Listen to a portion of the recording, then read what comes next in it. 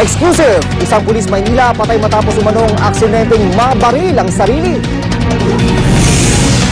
Valparaisong beach sa Panglao Island sa Bohol, patok na summer destination. At Kapuso actress Michelle Madrigal nag-topless sa April issue ng LG Chan. Antabayanan ng mga detalye ng balitang yan mamaya sa unang balita. Samantala, narito si Fred.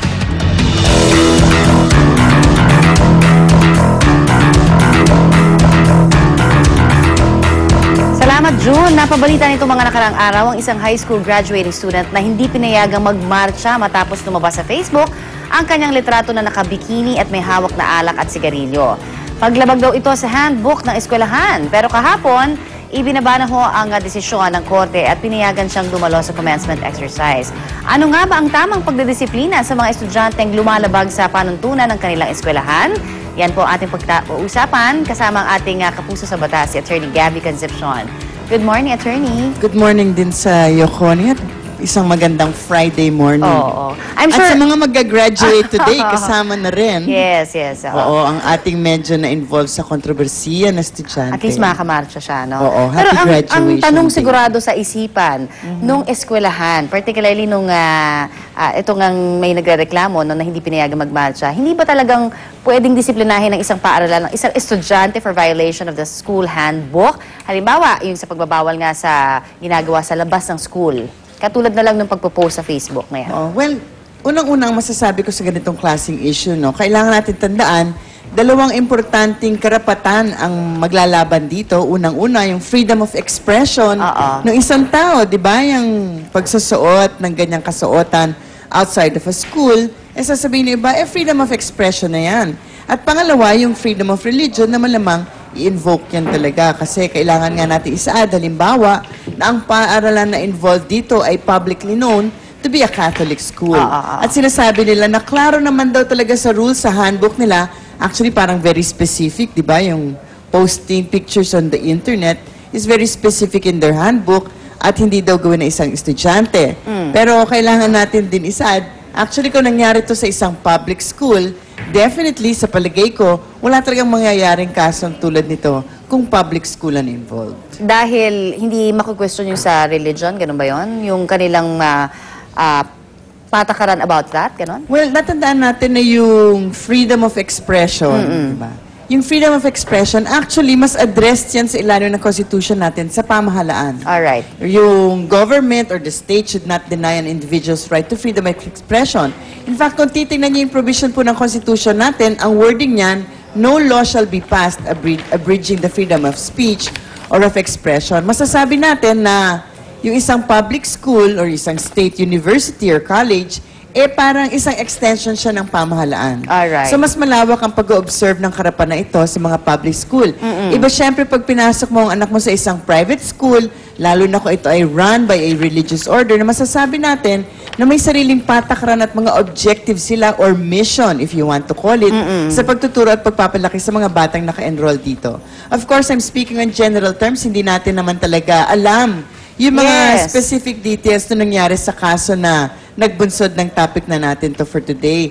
Kasi marami pang pangyayari na involved at iba pang mga issue. Halimbawa, paano ba in-implement ng paaralan? Sabi nila, wala daw due process. Halimbawa, hindi rin naman daw nila sinunod di umano ang proseso na pag-impose ng disciplinary action.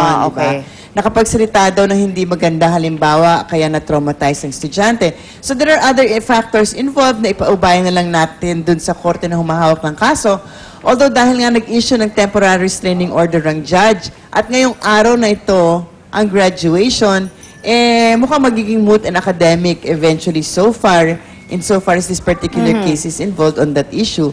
Pero halimbawa sa Amerika, sa California specifically, meron isang religious school, hindi actually Catholic, mukhang mas stricto pa, na nag-expel sila ng 2 estudyante dahil nalaman nila, at pero ganun din, no? Sa isang medyo private na site. Kasi sa kaso to, sinasabi nila, Facebook, di naman kayo friends nung anak namin, di ba? Ito din, sa isang medyo private na site on the internet, parang nabalitaan nila yung 2 estudyanteng babae. May relasyon pala sa isa't isa. Alright. Okay? And they were expelled kasi labag daw ito sa handbook nila. In the event, eventually, nanalo ang eskwelahan nung hanggang umakyat sa Court of Appeals, halimbawa, dahil nga siguro, malaki yung pagkakaiba kung yung anak nyo ay nasa isang private religious educational institution as opposed to, yun na nga, public school. Pero maaari bang i-invoke ng school yung academic freedom nila, attorney? Hindi ba dapat ito yung karapatan din na sa ilalim ng konstitusyon? Meron daw bang ganon? Well, actually, yung ganyan, madalas lumabas yan. Hindi ba academic freedom yan? At saka hindi ba may karapatan yung eskwela? Kumbaga rules naman nila yung kailangan daw ipatupad. Di ba? Well, Kung ayaw mo ng ganon, tama yun, na meron kung mo ipasok silang, yung, the general rules, sa opinion ko, kung ito ay private school, pag sinabi ng eskwelahan, ito handbook namin, nandito ang mga rules, at binigyan ng kopya ng rules yung mga magulang, medyo palagay ko, medyo angat-angat ng konti yung private school dyan. Pero madami nga nagre-react, hindi ba yan part of academic freedom? Ang kailangan po natin, although merong ganong klaseng karapatan ng eskwela, kung gusto lang natin klaruhin na yung unang-unang academic freedom generally applies to higher schools. College, and yung mga nagmamasters, mga ganyan. So, hindi talaga actually covered ang mga high school at grade school kasi sa ilalim po ng Constitution natin, yung academic freedom guaranteed for institutions of higher learning. Ayun. At saka yung academic freedom actually relates to sinong magtuturo, anong ituturo, paano ituturo. Okay. It's actually Hindi siya yung talaga sa, freedom to teach, how to teach it, hindi and what to teach particularly it. sa bata na ano, tinuturuan. Hindi kasama dito yung mga internal rules on discipline. Yung mas academic talaga ang focus. Tama. So eventually, ang tinitignan lang din natin dito, syempre yung karapatan ng bawat... Karapatan ng bawat sa isa. mga partido. Oo.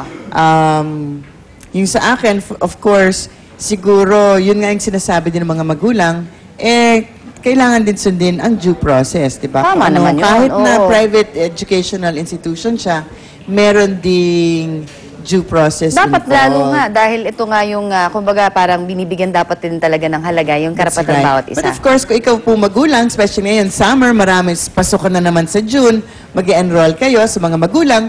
Kung pipili po kayo ng isang private institution at ang pipiliin nyo pa ay isang religious educational institution, basta basahin nyo muna yung handbook para klaro yung rules sa inyong dalawa. Pero ang sinasabi nga din nila kasi itong mga ganitong Facebook, ito'y personal naman eh. At minsan alam mo naman sa mga edad na yan, di ba, nagkaka-dare sila. That's Minsan kahit correct. hindi naman nila talaga Sabi nga ginagawa, nila, hawakan mo tong beer, hawakan mo tong ano, mag-post ka dyan. Di ba? Parang sabi nga, ganun eh. malamang pag yung isang bata, high school, pag meron kayong rules na ganyan, malamang mabaviolate yan. Yan. At pangalawa daw, kung merong batang ganyan, malamang may magulang na talagang kakasuhan kayo sa korte. Yes, at saka in this case, hindi siya yung nag-post. Iba yung nag-post sa kanyang, ano. Ganun ba? So, mas Yun, may hindi ko malaki alam pang, yan.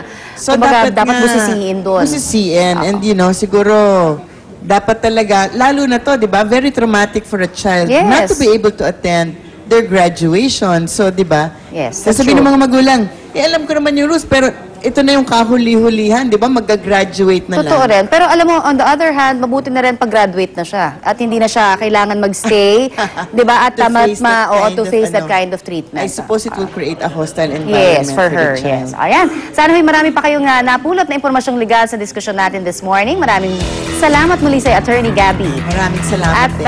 ngayon po, puntahan na natin ang unang balita.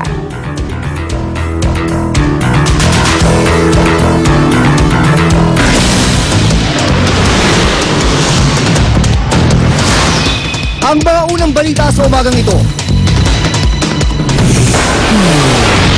Special Investigation Task Group. Binuo na ng PNP para siyasatin ang pang-hold up sa money changer sa loob ng Robinsons Galleria na ikinasawi ng isang gwardya at ikinasugat ng 6 na iba pa.